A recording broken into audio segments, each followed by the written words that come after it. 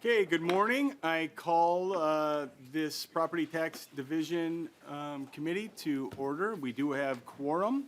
First on the agenda is the approval of February 14th, 2024 minutes. Chair Gomez. I'd like to move approval of the minutes, Mr. Chair. All right, we have a motion. All those in favor? Say aye. Aye. Opposed? Say nay. Motion carries. Well, we have a wonderful subject matter today, near and dear to all of our hearts, and that is a discussion about local government aid and county program aid that is essential to our partners across the state of Minnesota. And before we get to some of the testifiers and to learn about how the program and our investment has worked from individuals and county people from across the state, we have Jared Swanson with us to go over a summary. So I will turn it over to Mr. Swanson. Mr. Chair and members, Jared Swanson with House Research. I'm just going to give a brief summary of the LGA, CPA, and public safety provisions that were in the 2023 tax bill.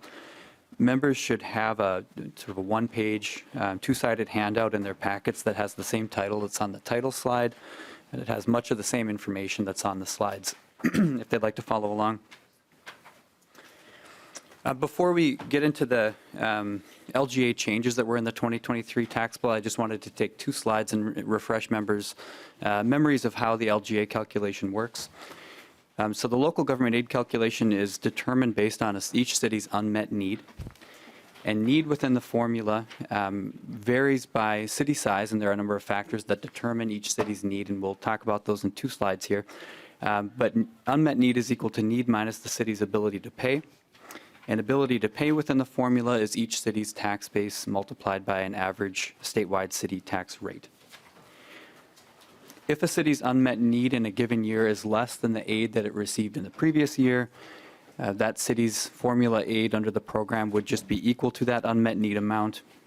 If the unmet need for a city increased, meaning it was greater than the amount of aid that it received in the previous year, it would receive that previous year's aid amount plus some portion of the difference between that aid amount and its current unmet need. Final aid amounts are subject to maximum decreases, so even if a city's unmet need goes below the aid it received in the previous year, there is a limit on how much aid it can lose from one year to the next, and that's the lesser of $10 per capita or 5% of the city's levy in the previous year. So the information that's on these two slides was how the aid program was administered before the 2023 tax bill changes, and those features of the LGA program are still in place. So really the main change within the LGA program was around the factors that determine each city's need within the need calculation. And those are in the handout. The same table that's on slide 4 is also in the member handouts. I'm not going to walk through each of these lines within the table individually, but you can see for each of the three city sizes, small, medium, and large cities, the formula need factors that were in place in the prior version of the LGA formula, and then the new need factors that were set in the 2023 tax bill. Before moving on from the LGA portion of the presentation, I just wanted to mention that there are runs that show the impacts of all of these changes in member packets as well. So the last change within LGA that I want to mention is that there was an increase in the appropriation of $80 million, and that brings the total annual appropriation for LGA to just over $644 million annually. Looking at the county program aid or CPA changes in the 2023 tax bill, there's fewer changes related to this program. The main one was the increase of $80 million in the appropriation. So that brings the new annual appropriation of county program aid to just under $345 million. There was one sort of technical change within the county program aid formula, and that has to do with the crimes data. So a portion of county program aid is determined by each county's share of Part 1 or serious crimes. The FBI and the BCA who collect that crimes data no longer classify crimes as Part 1 or Part 2 They now classify crimes as either Group A offenses or Group B offenses. So a corresponding change related to that change in reporting was made within the statutes for the county program made. Lastly, public safety aid. So the 2023 tax bill contained a one-time distribution of $300 million to be paid in 2023 of public safety aid. Of this amount, 30% was distributed to counties and tribal governments, and 70% was distributed to cities and qualifying towns. And qualifying towns just means a town with a population of at least 10,000. Distributions to each of these recipients was based on population, and the requirement for spending was pretty broad. It just allowed these funds to be used for the provision of public safety. There were a couple of restrictions within the bill saying that units of government can't use the funds for things like armored cars, tear gas, or to pay settlements due to misconduct. But generally speaking, as long as the use was for the provision of public safety, counties, cities, towns, and tribal governments could use this aid for that purpose. Again, just like the LGA runs, there are also runs for the public safety aid and county program aid in member packets, so you can see how much aid each county, tribal government, city, and town received under this program as well. Mr. Chair, that concludes the overview of these three revisions that were in the 2023 tax bill. Thank you, Mr. Swanson. Any member questions? Representative Anderson. Thank you, Mr. Chair. Mr. Swanson, one further clarification on that, the public safety aid. Could that money be used for ongoing wages and salaries for counties or cities? Mr. Swanson. Mr. Chair and Representative Anderson, I'd like to look at the language of the bill just to make sure I answer that correctly. I'm happy to follow up right after committee's over. Representative Anderson. Thank you. Representative Hewitt. Thank you, Mr. Chair. And sir, question for you, because this came up this summer during our task force meetings. The public safety aid, were there stipulations that they could not use it for EMS, or they could use it for EMS if it was part of their public safety within their city, not a private entity? Mr. Swanson. Mr. Chair and Representative Hewitt, I believe the only restrictions were around some of the purchases and settlement issues that I described. Again, I'll double check the language, but I don't think there were restrictions that you're describing in the bill. But again, I'll follow up with you after committee on that too. Representative Thank you, Mr. Hewitt. Chair. Any other questions? Hearing none, thank you, Mr. Swanson. See, taxes can be kind of exciting. We talked about BCA, FBI, and armored cars. But next we have some presentations. And before Commissioner McDonald and Commissioner Harla come up, I just want to just share my appreciation to how we got here, and that is for the counties and the cities to come together and to present their need and the concerns, and because they are our partners. And as a state, we asked them to do a lot, but we were not providing them the resources they needed to fulfill what we've asked them to do. And so we're here today to hear from them, to see if what we provided them is meeting the needs. So please welcome Commissioner Harla and Commissioner McDonald. And Commissioner McDonald is my commissioner, so we'll let Commissioner Harla go first. Thank you, Chair. My name is Commissioner Annie Harla. I represent St. Louis County. I'm elected by the center portion of Duluth, but of course serve Duluth alongside my colleague, Commissioner Paul McDonald. I want to start out by sharing my deep gratitude for this committee. Supporting local government aid through cities and counties. I know this is a bipartisan interest because as local governments, and especially as counties, we're the arm of what you are passing every day. We are doing the work of following the rules that you set, and from that, we are able to have local government at a local level, which is exciting. I want to especially thank Chair Lislegard, who worked tirelessly on this, as well as a number of other committee members that really championed this, and you were relentless in pushing forward on CPA and changes last year. When I go to AMC conferences or I talk to other commissioners across the state, this is something that unites all 87 counties. It's not often that we hear that a county you're going to hear from La Caparra County today and St. Louis County. We have many things that we agree on, but this is something that is a resounding agreement that we need this, and it is appreciated to carry out the work that we do on behalf of the state. Discussions about the unique, and when we look at St. Louis County, we have about 4 million acres as a county. In fact, if you were to look at St. Louis County, we take up about the size of 16 metro counties. So if you're thinking about the drive that Paul has, that Commissioner McDonald has every day to come to meetings, it is something that is long and hard, and something that we have to look. We can utilize this money to be specific in each of our areas, whether it's the core part of Duluth or whether it's on our Canadian border. If we hadn't received this aid last year, this would have been an incredible amount of changes. In fact, we would have looked at pulling from our roads and bridges budget, for example, and we have just as many road miles or if not more, than MnDOT District 1. So to take a look at that, that's economic development in our county, that's ensuring people can come through, but it also could have affected our public health and human services response all across the state, all across our county. And just so you know, this actually was an investment in 3% of our levy, which was a needed break for our local constituents off of their taxes. We're hearing every day from constituents that they need that. So your support, passing that through to us, we can take that off of their local taxes. So because of your work, we are able to both invest in our communities and neighbors and provide tax relief at the same time. Again, thank you very much, and I appreciate all that you do to serve our state, and thank you on behalf of St. Louis County. Thank you, Commissioner. Commissioner McDonald. Well, that's a tough act to follow. Mr. Chair, members, and referee Hewitt over here. I should have come in and said we both should have come in with a referee shirt on there.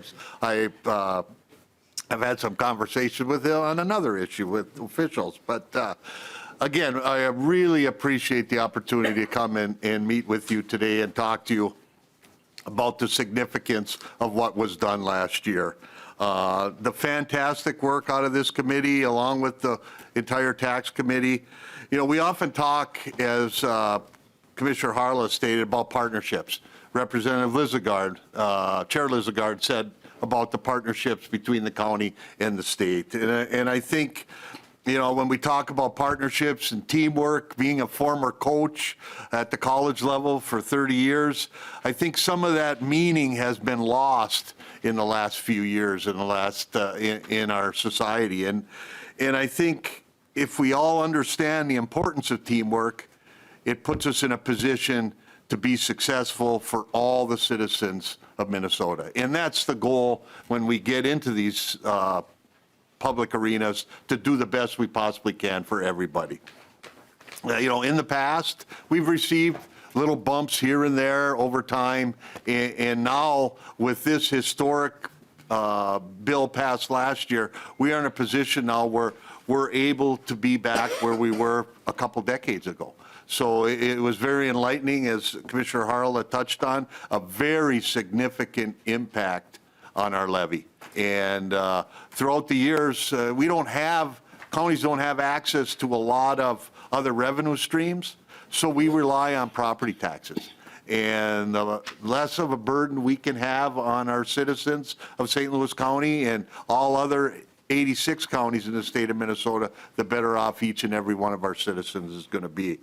When you look, House research has shown that, in the last 10 years, we've become more reliant on property taxes. And a trend I know, and I know you know, that we're not extremely happy with, but that's just the nature of the beast.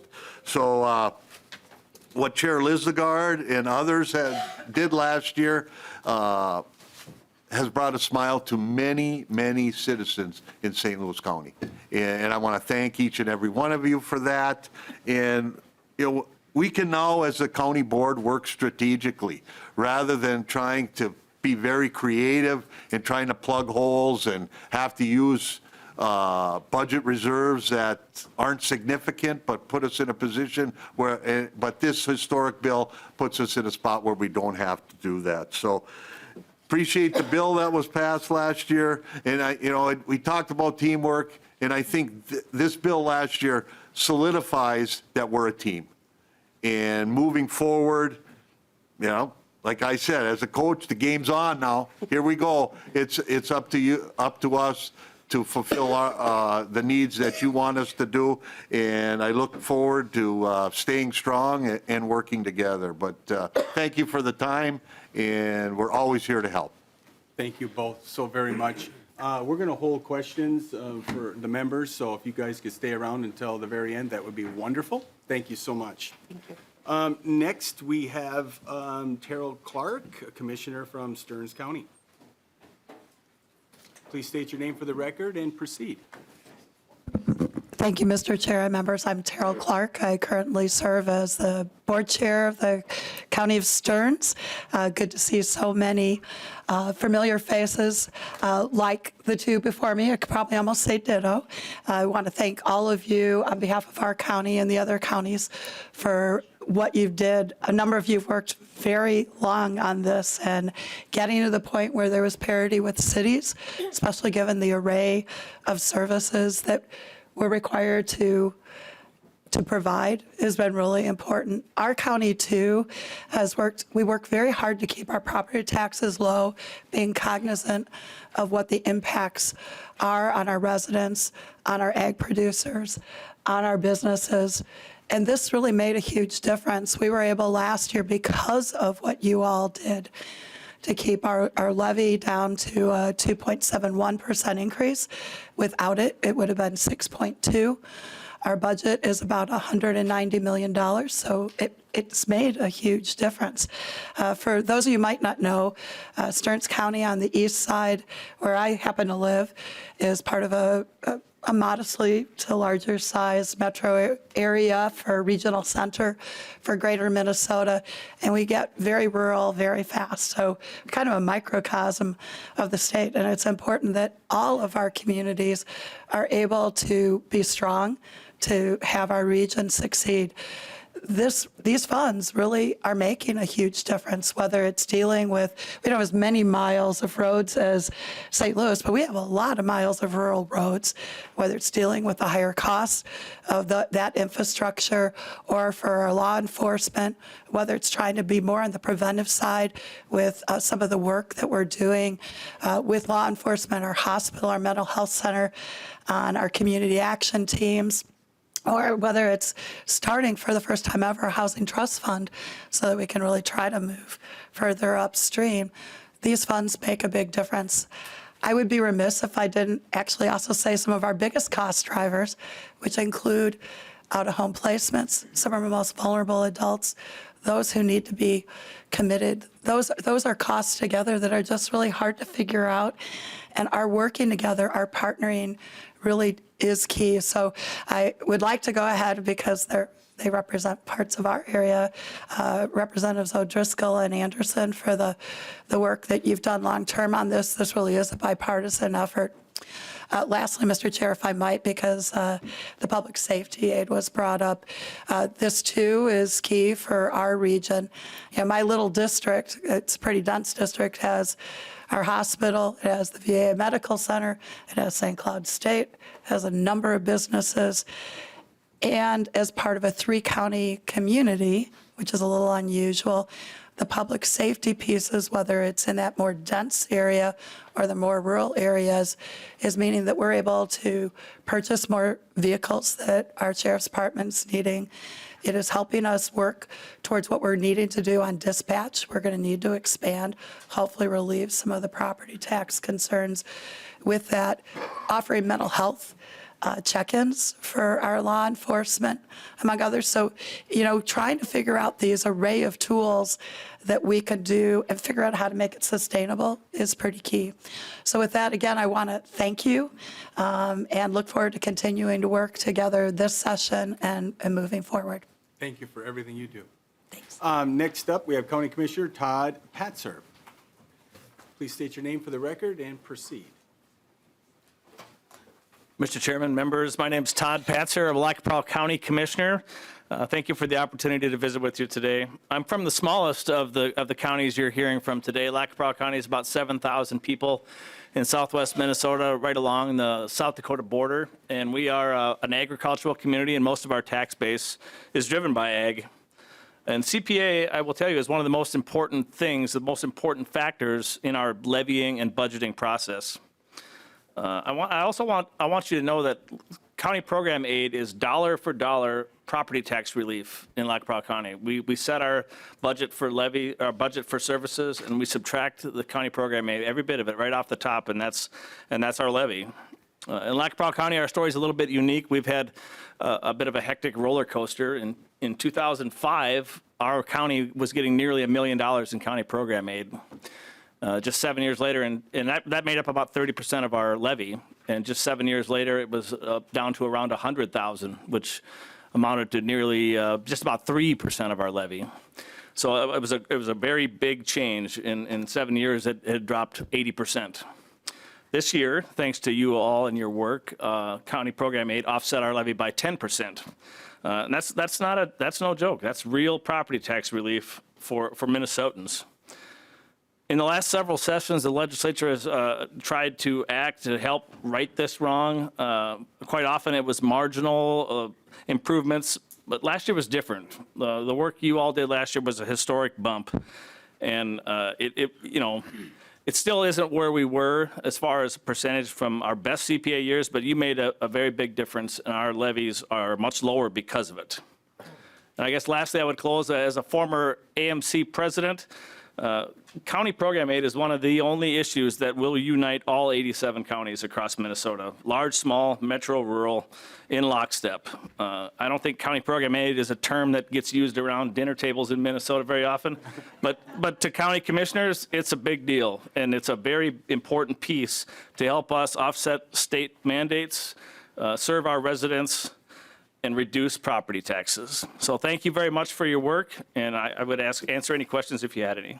Thank you, Commissioner. Next up, we have John McCarthy, City of St. Paul.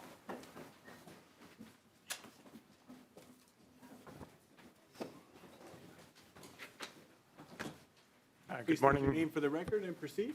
Good morning, Mr. Chair, committee members. John McCarthy, I'm the Finance Director for the City of St. Paul. And of course, as the finance guy, I have to have slides with some numbers on them. So I'm going to try to see what I can do here. May have some help here.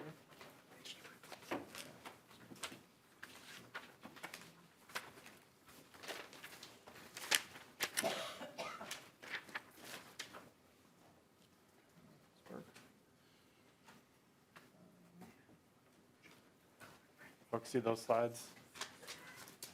Yes, no? There we go. Great.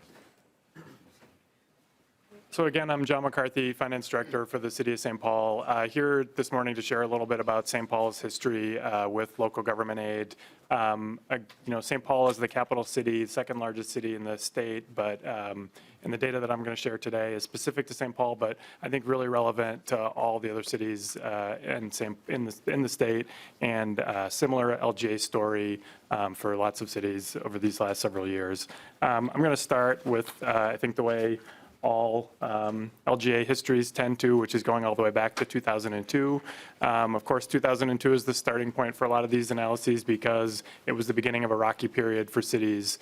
We saw some pretty significant reductions in our annual LGA appropriations year after year, and also that was the beginning of the period in which LGA was no longer pegged to inflation, so cities no longer saw that kind of annual incremental increase. The blue line here represents what St. Paul has received in local government aid going back to 2002, and the red line represents what it would look like had LGA continued to be indexed to inflation since 2002. You can see I started my career with the City of St. Paul in 2006, so kind of had my formative years right in the heart of all of these big reductions. Was really appreciative in 2013 when the legislature took action to update the formula and increase the total appropriation. You can see that bump for St. Paul there in 2014. And again, again, echoing the remarks from the commissioners, the work that this committee did last year to bump up the allocation again and to again revise the formula made a huge difference to St. Paul. I'll talk about that a little bit more on a future slide, but you can see that bump in 2024 where St. Paul went up to about $81 million in local government aid starting in '24. This slide really highlights the interconnectedness between property taxes and local government aid that all the commissioners have referenced. To echo what they've said, local government aid is property tax relief. This slide represents the share of revenues, total revenues in St. Paul that were made up of property taxes versus local government aid. You can see back in 2002, LGA represented over 40% of our annual revenue, and property taxes were just about 25%. Since those LGA cuts in the early 2000s, those percentages have completely flipped, and now property taxes make up about 45% of our revenue, and LGA is somewhere around 20%. Again, you can see those bumps that we got both in 2014 and again in 2024, and you can see in the data that those lines kind of bend towards each other when we get those bumps. And I've seen statewide data, and you can see those same trends that when cities get increases in LGA, it means direct property tax relief to their residents. I know, again, that we go back in time to 2002, and we've heard criticisms of that's kind of ancient history. And so in St. Paul, we've tried to really focus on the current formula. Mr. Swanson did a great job of explaining that. I won't go into a ton of detail here, but I do want to talk about what St. Paul's unmet need looks like. So again, based on the Department of Revenue formula that calculates every city's need and then what every city can generate on their own, the difference between those two is the city's unmet need. St. Paul, at $143 million, has the largest unmet need in the state. And the gap between what we get in LGA and what our unmet need is also the largest in the state at $62 million. Looking here at this slide, this reflects the cities with the 5 cities with the highest unmet need across the state and what their gap is between what they get in LGA and what their unmet need is calculated by the Department of Revenue. So again, highlighting that this is really a statewide issue. These cities are located all across the city and continue to have needs that LGA is able to chip away at, but still, significant gaps.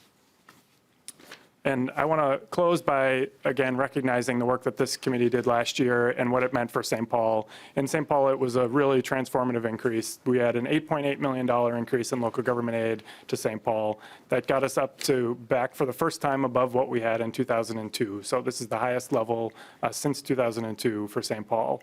That, again, we just like counties set our levies the same way. We back out what we're getting in LGA and then go after the levy. And this was the equivalent of a 4.5% increase on the St. Paul tax levy that we were able to forego because of this LGA increase. It meant that the owner of a median value home in St. Paul saved $86 last year on their tax bill. That meant that they actually saw a median value homeowner in St. Paul saw a reduction in their local taxes last year because of this increase in local government aid. And the last thing I'll say here is that I recognize $81 million is a big number for one city and that you all are balancing the needs of the entire state.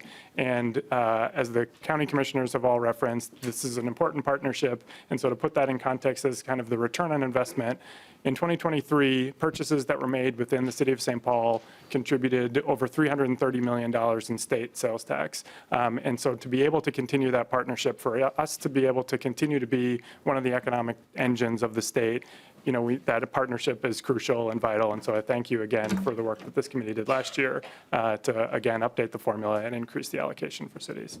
Thank you so much. Thank you. Appreciate it. Next up, we have the city administrator from Goodhue, Dan.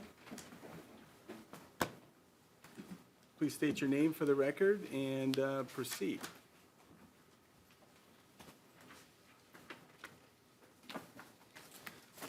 Good morning, Mr. Chair and members. I'm Dan Matejka. I'm the city administrator for the city of Goodhue, Minnesota, down in the southeast corner, right next door to Winona. So that gives you a perspective of what part of the state I'm from. I want to thank you for giving me the opportunity to testify in front of you today. I've been with the city of Goodhue for 17 and a half years. We're a community of about 4,200 people.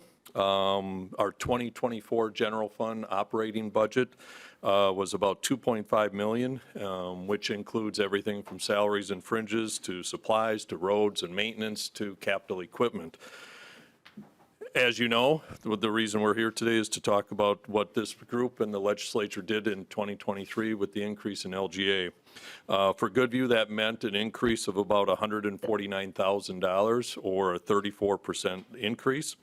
So when we received that figure, we ventured into our budget process. And we, with a total goal of keeping the taxes relatively low, if not minimal decrease, and I think we did our best at doing exactly that. Our budget process isn't different than any other city probably. We set our preliminary levy high in September, and then with the full intention of reducing it come December. And that's exactly what we did. In September, we set a preliminary levy of 9.4%, and then we decreased that down to 5% come December. Excuse me. What's that mean in terms of dollars? Our levy increased $83,500. This increase was due to many things, which everyone in this room has heard. The cost of everything is going up, from supplies to utilities to equipment, everything. But what does the new LGA dollars do for us? It gave us the opportunity to make some capital purchases that we had been basically deferring, replacing two 2009 pickup trucks in our street department, a 2014 squad for our police department. So the LGA gave us those opportunities. There was another part that brought our levy down too, and that's the other part of this group, and that's the public service safety aid. For Goodview, that was about $180,000. It came in to help our police, fire, first responders with their respective departments. What did we do with it? In 2024, we budgeted about half of that. How did we spend it? We are planning to spend $17,000 on replacing only 5 sets of new turnout gear for our fire department. Each one is $3,400, so $17,000 for that, along with $8,000 to replace 30 new helmets for our fire department. We also used $8,300 to purchase a couple new radios. All 30 of our radios needed replacing. $8,300 doesn't go far, but we got a lot of help when we received a $92,000 donation from our local activity group specific to replacement of those radios. So now we have replaced all 30 radios with their help. We are also planning to spend $35,000 to equip the squad car that I referenced earlier that the levy was used to purchase. So we purchased the squad out of the levy, the equipment out of the PSA funds. We finally budgeted $21,000 for our first year cost share of a new records management system software, that's a mouthful, I'm sorry, program that the Winona County Sheriff's Office purchased that we are required to use. This is an ongoing expenditure, so I'm sure we will use future dollars of the PSA to pay for that. So where would our levy have been without any of this extra LGA or PSA funds? With the budget that we eventually passed, it would have been 19.5%. And we came in at 5%. So what you did, what this group did, had tremendous effect on the city of Goodview, a community of 4,200. And on behalf of those 4,200 residents of the city and its city council, I want to thank you and your colleagues, this group, for these 2 new funding sources that help keep property taxes down while still allowing the city the opportunity to continue to give the service our property owners deserve and have come to expect from our great city. Thank you, Mr. Chair and members. Thank you so much. Next up, we have the city manager from Brooklyn Park. Jay?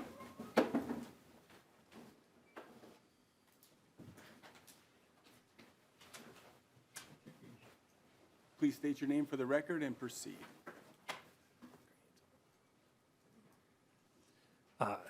Thank you, Chair, members of the committee. My name is Jay Strobel. I'm the city manager for the city of Brooklyn Park. I'm here to share a few comments with regard to changes in local government aid and also the public safety aid dollars. I'll first start out with the local government aid. I would describe Brooklyn Park as a high-need community with a very modest tax base. We're a community of about 87,000. fourth largest in the Twin Cities area, sixth or fifth largest in the state. A little bit of history in terms of LGA for Brooklyn Park. Between 2019 and 2022, we received just around $1.38 million and then up to about $1.47 million.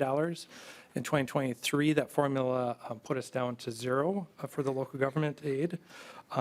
We appreciate coming back onto the formula. In 2024, the aid that we're receiving will be just over $900,000. And then the formula, we're slated to drop back again to around $700,000 in 2025. One of the things I did want to note in terms of the local government aid, when you compare Brooklyn Park to other cities across the state, especially those of similar size that have similar taxable net tax capacity per capita, again, as I mentioned, we have a very modest tax base, but we don't fare as well on the current formula compared to other cities across the state. So I would just request at some point down in the future, as you all review LGA, I think that there should be some additional factors taken into consideration in terms of identifying unmet need. With regard to the public safety aid dollars, this was distributed based on the population of the cities, and Brooklyn Park received $3.7 million as part of that aid. Our intention is to spread those $3.7 million over 3 years. Some of the investments that we're looking to make around expanding our police cadet program, adding a juvenile detective, provide officer sign-on bonuses, and then also the creation of a community crime intervention and prevention team. We had originally actually made a pitch for those competitive Department of Public Safety dollars, and with a request of around $2.8 million to establish that team, and unfortunately only were allocated $350,000 towards that effort. So we had to shift some of our public safety aid dollars towards the formation of this team, which is focused on intervention and outreach to our most at-risk youth and young adults, really trying to focus on reducing violent crime in the city of Brooklyn Park. So with that, again, thank you for the additional resources around public safety aid especially, and getting us back on the formula for LGA. My only request is that a community like Brooklyn Park that has high needs and a very modest tax base, I think in the future, additional formula consideration should be made for that unmet need. Thank you. Thank you so much. Before we go to member questions or open up to the public, I would like Representative Norris actually to go up. He carried the public safety portion of the bill. And I'd like him to walk through the whole bill. Just kidding. In detail, Mr. In Chair. detail. Line by line. Please state your name, obviously, and then proceed. Chair Lassegard, members, I'm Representative Matt Norris. I represent the Blaine and Lexington area. I serve as the Vice Chair of the Tax Committee, and it's an honor and a privilege to join the tax team here in the Property Tax Division today. I want to talk a little bit about the public safety aid that I authored last year. Coming into the 2023 legislative session, I heard two primary concerns from the residents in my district. One, they were concerned about the spike in crime that we had seen coming out of the pandemic. And two, they were concerned about the rapidly rising property taxes and the pinch that was putting on their budgets on top of inflation and all the other challenges that we were facing economically. And so, we looked at one of the challenges with public safety is that it's primarily funded and operated at the local level, which means that the cost of providing those public safety services often comes through the property tax levy. So Senator Gustafson and I teamed up to figure out what could we do at the state level to provide some relief and also help enhance public safety around the state. And we knew that public safety needs differ. What's needed up on the Iron Range is different than what's needed in Blaine, and what's different than what's needed in Minneapolis or St. Paul. And so we looked at LGA and CPA as a model for how we could get some resources to our local government partners to reduce the burden on property taxes, but give them the flexibility. And, it's wonderful today to have heard all the different uses that cities and counties are utilizing this public safety aid for, whether it's police, whether it's fire, whether it's EMS.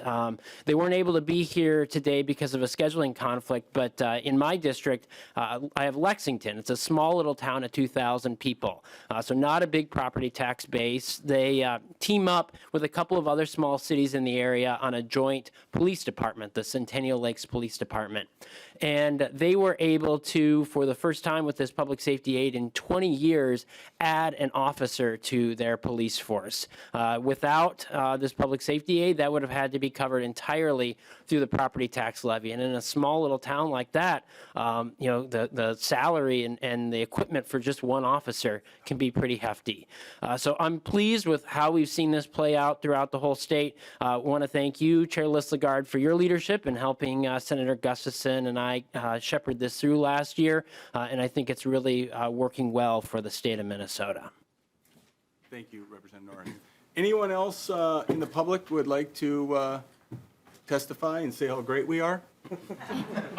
All right, seeing none, we'll open it up for member questions. Representative Guam. Thank you, Mr. Chair. And looking at the slide by St. Paul in regards to LGA gap remaining in cities with highest unmet need, I noticed the first three are cities of the first class. The only city of the first class that isn't listed here is Rochester. And it'd be nice to understand the per capita unmet need across the cities, because that way we can understand the blips of where there are some moderate-sized cities that have, greater unmet need. But I would hope that the other cities of first class would try to understand how Rochester has a lower one. Maybe, there's some effective techniques that they could use, because Rochester, in their homes of the school district, there are about 100 different languages spoken.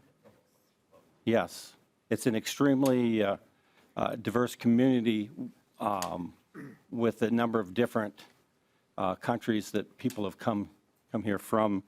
So that it'd be nice if we helped cross-pollinate successful ideas and techniques so we can improve the cities. In a lot of the different lists and runs, I think it would be enlightening to see the per capita, because then we can look at the top 10 or 20 per capita for unmet needs plus that are receiving LGA, so we can analyze if there's some special programs that could be addressing and fixing those needs so that in 5 years they disappear because they're solved. Solutions are better than, just here's a check. And I think we need to take the state's critical mass and leverage that to help get solutions and options that help the different communities. I noticed in the materials that were distributed that there is a, 45 million new for housing. I gave the chair and some members a list of the effect of the pre-1940, addition, and that that's about 40 million. So the same magnitude. So if we're adding more for housing, let us look at how we can help fix some of the issues, like addressing old sewer and water lines, because I think that's a better tell than the housing, because cities that reach an issue are because of old infrastructure. And then we can look at, different renovation programs and help and assist the cities to, do better. Because, frankly, especially the small cities, they don't have the staff to understand what could we do better. And so when we give the aid, we should also be assisting in the options that 5 years down the line, they won't have these issues. And solutions should be part of our package and our bills along with the aid. So thank you, Mr. Chair. Next, we have Representative Garofalo. Thank you, Mr. Chairman. And so I want to thank Representative Norris for stepping up and testifying, but I did have a question for him, if that's okay, Mr. Chairman. And That's perfectly fine. Thank you. Representative Norris, would you please go up to the,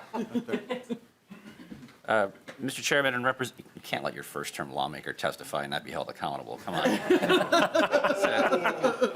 Mr. Chairman, so Representative Norris, you spoke eloquently about the public safety aid and why it was so important. My first question is, then why did you structure it so now that it all expires on June 30th and they get nothing next year?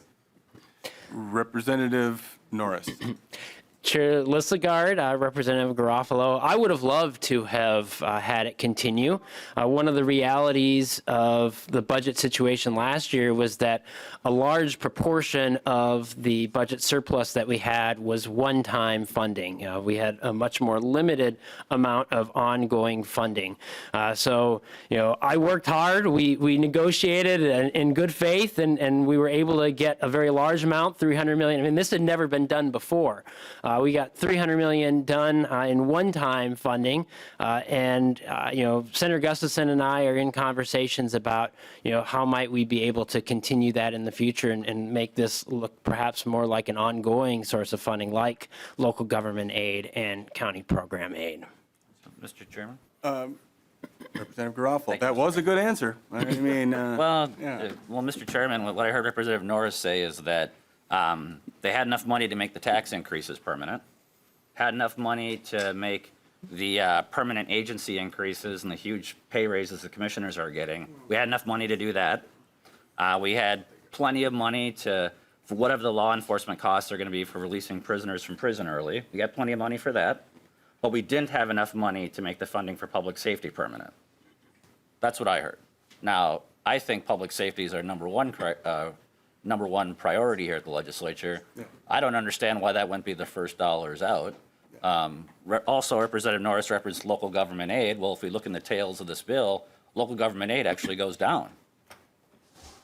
There's nothing permanent about the LGA changes. Now, the CPA changes, those go up by 12%, even though revenues to the state are only going up by 7%. But I guess, that'll be a post-election issue to figure that out. But what we're seeing here is we're seeing a budget that's being set up for failure. We're seeing a budget that's being set up with unsustainable spending and revenues that aren't able to account for it. And it's disappointing that we're being told that there wasn't enough money to properly fund public safety aid, but we've got a whole host of goodies and candies that went out, and there's an exhaustive list of that, whether it's the free health care we're giving to people who are in our country illegally, and other items. I just think it's disappointing. I think we could have done a better job taking care of public safety aid and making that permanent, Mr. Chairman. Appreciate that. Thank you for going to the testifying table. And all right, next, Representative Hewitt. Thank you, Mr. Chair, and I appreciate the discussion. As you're a part of this task force that we formed, we have a bigger concern, and I'm glad we have a mix of people in the room. And Representative Garofalo is right. We have to look for permanent funding in the public safety realm. One of the things the state has failed to do, and we have failed to do, is recognize EMS as that entity. We now have a problem. And all of us in this room know it. We don't like to talk about it. But our aging population right now, when we transport patients by ambulance, 80% of them are over the age of 65, and they are government payers, which means you collect about 40 cents on the dollar at best for those payers, which is putting the burden back on the services. Many of them are in this room because they own the cities and counties own their own service. What are we looking at for that? Because yes, I believe this is a number that we need to look at the 300 million part, but we have bills circulating in the House and in the Senate right now to add another 125 million a year to fund these ambulance services. And this is partially our fault because we have not been keeping our finger on the pulse, per a better say. But I think that we need to start looking at what sources can we do this with. I mean, could it be a tax on Teslas? I don't know.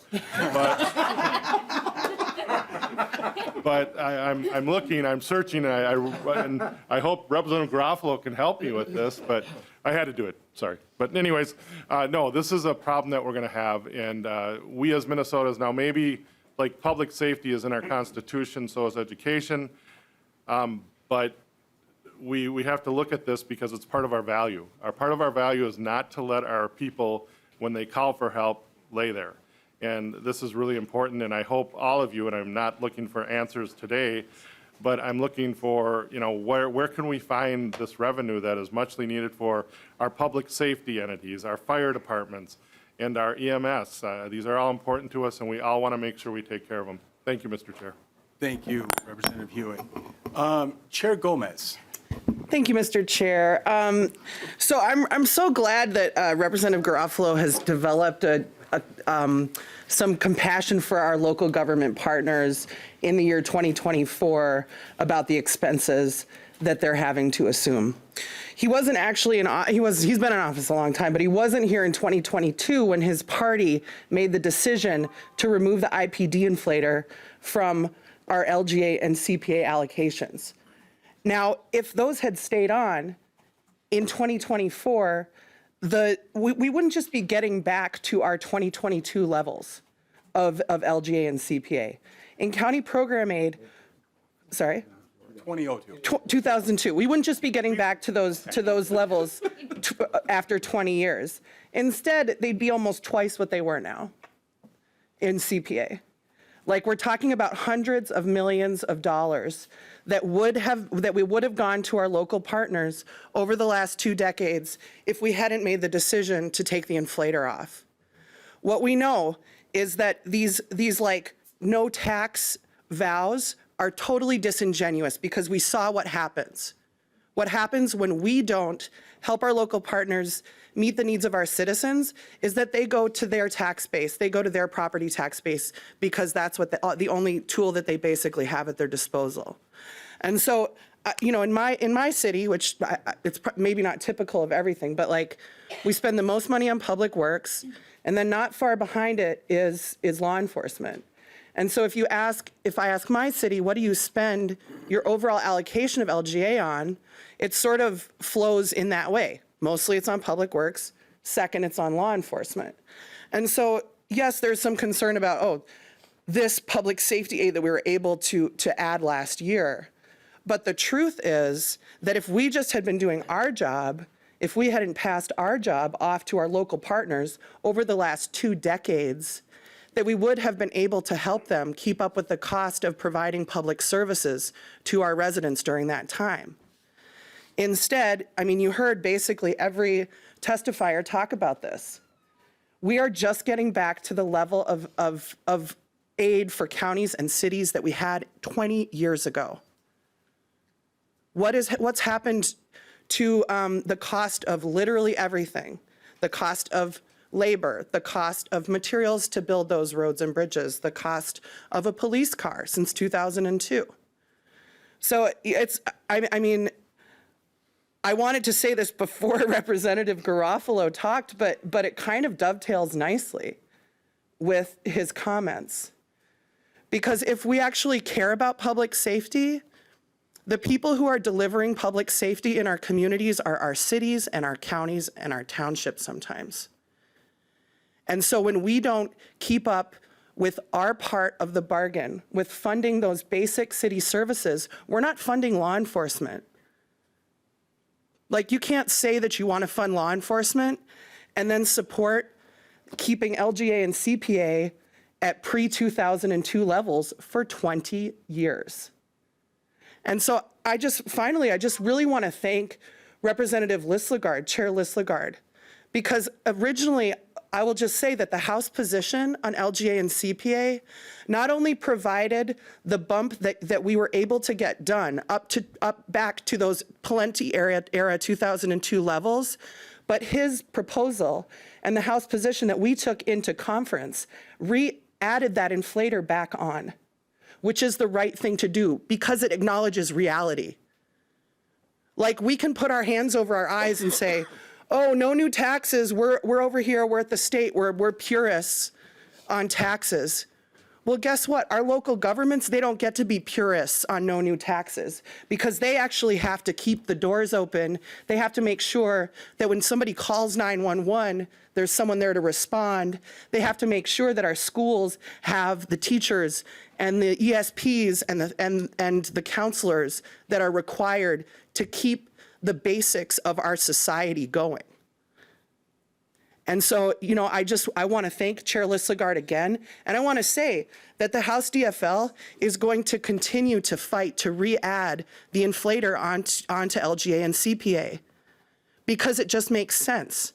And if you care about adequately funding local law enforcement, then I hope that you will join us in acknowledging the reality of what it costs to run a city, to respond to a 911 call, to keep a street paved.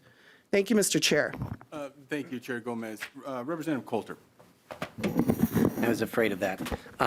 Thank you, Mr. Chair. It's always a little challenging, following someone who's as effective a communicator as Chair Gomez is. Well, I hope it works out for you.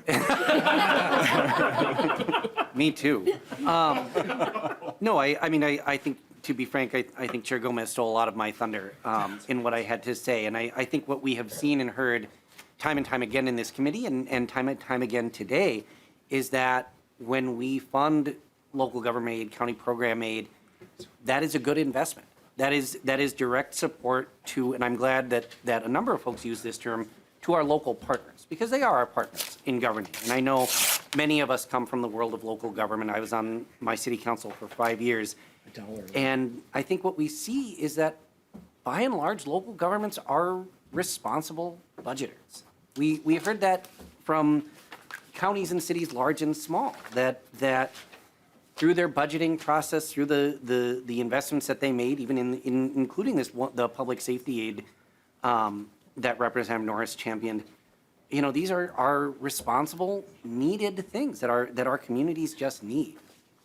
And I think that comes from the fact that you kind of have to be when you're at the local level. When folks recognize you in the grocery store or, you know, at the local park, you can't escape accountability that way. And I think what we also saw today, and this is, you know, that chart from the presentation from St. Paul, I swear to God, I've seen that chart in probably 5 or 6 other different committees with different axes. State investment goes down, and some other negative externality, for lack of a better term, goes up. Whether it's property taxes or tuition or, you know, take your pick. And what we learn is that it's pay me now or pay me later. And pay me later is always more expensive. It's always tougher, and it always means more challenges for our communities. And so, you know, I am really grateful for the investment that we made in local government aid. But I do think we need to continue this conversation about unmet need. You know, my community is a traditionally property tax wealthy community. I have literally the largest individual property taxpayer in the state, in my district. And we got our LGA went up to $56,616, which is $56,616 more than we've gotten in decades. So I am grateful for that. I really am. That is less than 1% of our levy increase from last year within the city of Bloomington. And we have our own unmet needs. We have to buy fire trucks. We have to remodel our fire stations because they were all built 50, 60 years ago, and it turns out putting out fires looks a little bit different than it used to. So I think that is a conversation I am very dedicated to continuing, and I know others are as well, because I think we do recognize that our local partners are responsible spenders, and they're spending them on things that folks need. You know, within the city of Bloomington, 60%, 70% of our budget goes to police, fire, public works. The folks who keep us safe and plow the roads and make sure we have our award-winning water in the city of Bloomington. And that has to come from somewhere. And so I am encouraged that there is an energy to continue this conversation, and I'm excited to do just that. Thank you, Mr. Chair. Thank you, Representative Coulter. Nice job, by the way. Next, we have Representative Anderson. Thank you, Mr. Chair. Yeah, where do I start? You know, this is kind of a wide-ranging discussion here. I don't think we want to get into a topic on who favors public safety. I think we all do. Public safety is important to all of us, and we all have to agree on that. And, the one thing I've heard, and I've been around here a while, that 2002, it's like the state held up the counties and cities and took away half their LGA. It's because we are in deficit. I mean, there's not an unlimited amount of money here at the state, just because, we're the state. There are realities in financing we have to accept and do with what we can do. And difficult choices were made. And I was a commissioner through some of those years, and you got to tighten your belt. And again, we don't have this unlimited mountain of money here that we can dish out. We'd like to do it more, but we have to face reality. And just on the inflation factor, it would be nice if we had the inflation factor on some of these things. It would be easier. To me, it kind of takes away our jobs here. We have the gas tax on inflation now, a lot of other things on the inflation factor. And I think it isn't wrong that we get together on an annual basis and look at some of these programs. That's a lot of money. $650 million for LGA and about half that for county program aid. To me, it's worthy that we look at these things and add additional funding if we're able to. But sometimes there are restrictions, things happen, and our taxpayers are not unlimited in what they can give to their city, county, township, or state. And I think we all do the best jobs that we can. So thank you, Mr. Chair. Well said, thank you. Representative Lee. Thank you, Chair. I had two things, but I really appreciate Rep. Anderson's comments. So I'm going to start with that and save my, excuse me, save my thanks for the St. Paul folks for presenting at the end. I was actually just going to say, for us, I really appreciated Chair Gomez's comments. I think the key takeaway from that is that, we have to pay for the things that we care about. And I think it's right.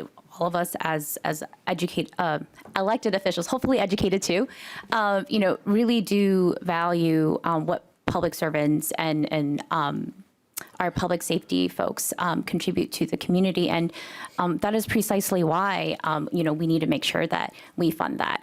I know a lot has been said already, but I also want to share in other states that, have not prioritized funding of, public safety. Private equity firms have purchased EMS services. And that is not where we want to go, because when things get privatized, that means, these people are trying to make a business out of driving people in subpar ambulances. And that is not good for patients. That is not good for citizens. And so I just want to close the discussion by saying, we can talk about where we spend money and perhaps that's not, sales tax exemptions and stuff, right? It's making sure we pay for the things that we care about. Also, thank you to the St. Paul folks for presenting. I appreciate that we've updated the LGA formula, and sometimes I think for folks in St. Paul, we feel like that does not accurately reflect our need as a capital city where a lot of folks come and we welcome folks. We want you to come visit us and use our resources, but that also means that we are hosts that sometimes are not properly compensated, right? And so the city had to come to us and ask for a sales tax increase so we could repair a lot of the roads that haven't been repaired for a really long time. So thank you for that, and thank you, Chair. Thank you. Any other member? Thank you, Mr. Chair. I just want to clarify that when Mail took over the ambulance service down there, that they have added additional helicopters, new and better equipment and ambulances, and I just didn't want people thinking that if it shifted to an outside of a government entity that sub-quality services were put forth. I've seen the opposite in my area. Okay, well, just to kind of wrap this up towards the end, I want to thank everyone who came and testified. I think that we heard that what the investment that the state of Minnesota did with our partners did make a huge difference, and that's why we're here. And not every community has the same ability, and I'll just say that the League of Minnesota Cities in the top 5 cities that have unmet needs is Virginia, Evelyn, Ely, International Falls, and Blue Earth. And that's greater Minnesota, and that's what I represent.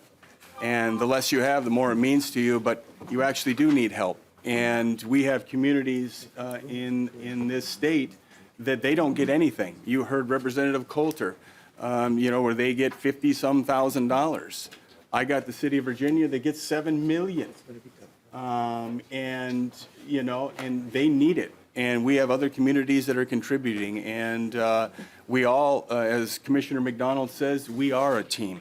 And we do need to work together collectively in this state of Minnesota and help people, because it doesn't matter where you live, it doesn't matter, but we all should have that right to have those quality services. So I want to thank each and every one of you guys for coming. I want to thank all the different coalitions. How this happened, there was all this money, and typically in when you have that kind of money, you have people all pulling and fighting amongst themselves to scrape and claw and get what they can. And what we saw last year is we saw the Coalition of Greater Minnesota Cities, and we saw the counties.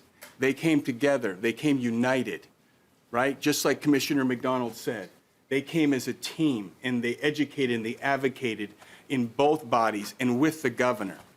And that is how we were able to do what we did, is by that teamwork and the people around this table. And so I want to thank each and every one of you. This is extremely important, and we need to continue. Gomez, as always, your words of elegance and passion that come from your heart was timely. And so looking forward, I will tell you that we're not going to be, there's caucuses apparently next week. So we won't be meeting next Wednesday, but we will the following Wednesday, and we will start to be hearing bills. So I just want you guys to know, if you're going to have a bill, you'll be contacted through Patrick, the guy who does everything, and then we're going to start rolling. So thanks again for everybody that came, and God bless. We're adjourned.